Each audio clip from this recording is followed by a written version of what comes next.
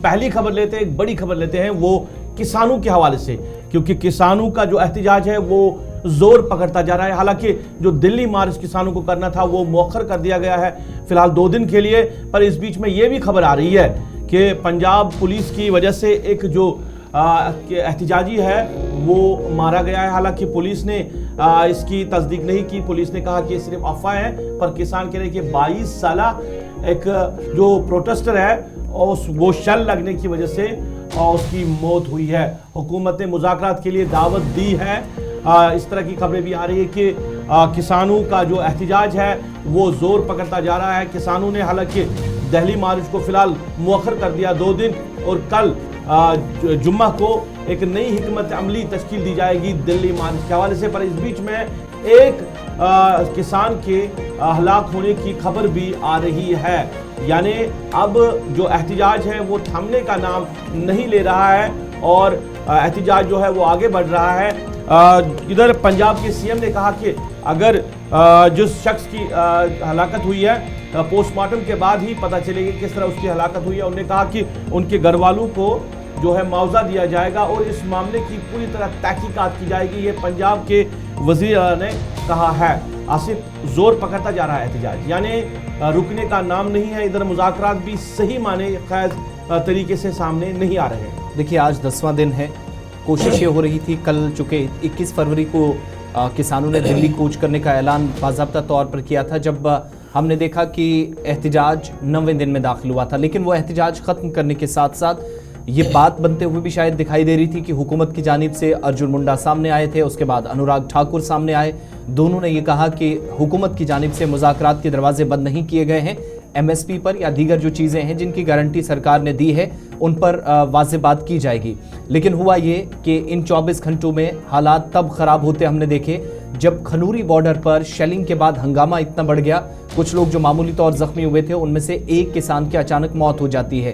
23 साला किसान की गोली लगने से मौत की तस्दीक की गई है, लेकिन ये गोली कैसे और एक्चुअली कब चलाई गई, इसके ऑर्डर्स कैसे दिए गए, इसकी भी तस्दीक पुलिस हुकाम के मुताबिक की जा रही है। लेकिन जो तफसीलात हम तक पहुंची, तकरीबन 12 पुलिस एहलकार भी जख्मी हुए हैं, क्योंकि किसानों की जानिब से भी उन पर जो है वो लाठी डंडों का इस्तेमाल करने की खबरें हैं, जिनकी तस्दीक कुछ रिपोर्ट ज़रूर कर रही हैं। और जिस 21 साल के किसान की मौत हुई है उसकी शनाख्त शुभकरण सिंह के तौर पर हुई है। लेकिन इन सब के बीच में हुकूमत के मुताबिक जहां एक तरफ ये सारा हंगामा अब हरियाणा और जो आम आदमी पार्टी वाली रियासत जहां पर सरकार उनकी है पंजाब के अंदर, दोनों हुकूमतों के दरमियान एक तरह का तातुल भी है।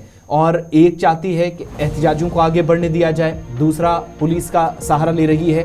तो लॉ एंड ऑर्डर की सिचुएशन को मेंटेन करने की कोशिशें हो रही हैं। दिल्ली किसान ना पहुंचे उससे पहले मुज़ाकरात के जरिए मसाइल का हल तलाशा जाए, ये कोशिश अब तक हुई है, लेकिन ये कोशिशें बेनतीजा और मारीखेज़ अब तक साबित हुई हैं। दूसरी तरफ आप जाएंगे तो मरकज़ी वजारत की जानिब से बार बार कहा गया कि मुज़ाकराती अमल के ज़रिए आप आएँ, बातचीत होगी। कहीं पर किसी भी तरीके से आप मशीनरी लेकर किसी मकाम पर आप पथराव करने की कोशिश करेंगे, लॉ एंड ऑर्डर जैसी सिचुएशन बनेगी तो फिर हाथ से बाहर भी चीज़ें जाएंगी। इन सब के बीच में मरकज़ी वज़ीर अर्जुन मुंडा के बाद अनुराग ठाकुर सामने आए।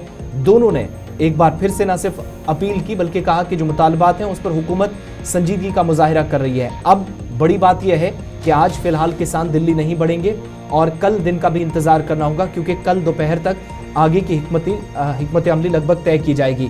मुज़ाकराती अमल के मुतालिक मज़ीद क्या कुछ कहा गया और जो ज़ख्मी किसान थे उनकी बात आपको सुनाएंगे। लेकिन फार्मर्स के साथ साथ बात सबसे पहले अनुराग ठाकुर की, जो मरकज़ी वज़ीर हैं, हुकूमत की जानिब से एक बार फिर से बातचीत की पेशकश उन्होंने किसान मुजाहिरीन से कर दी है।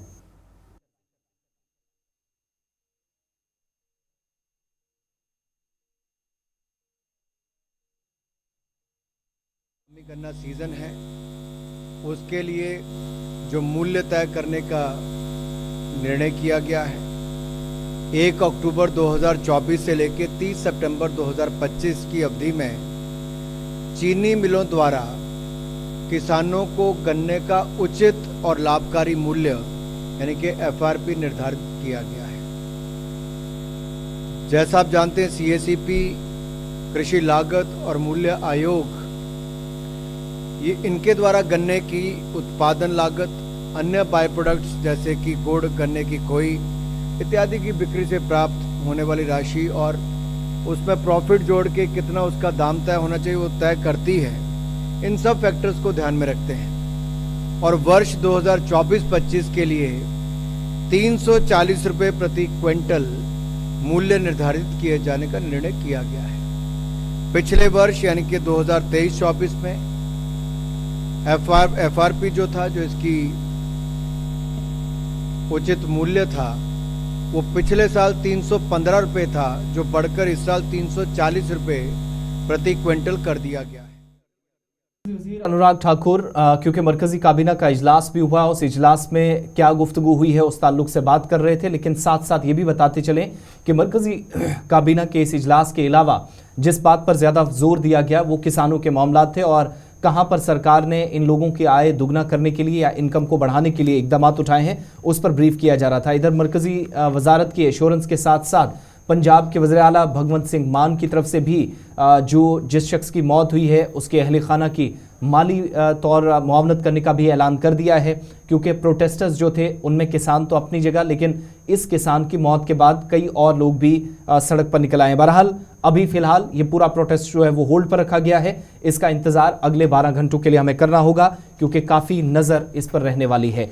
अब ज़रा बात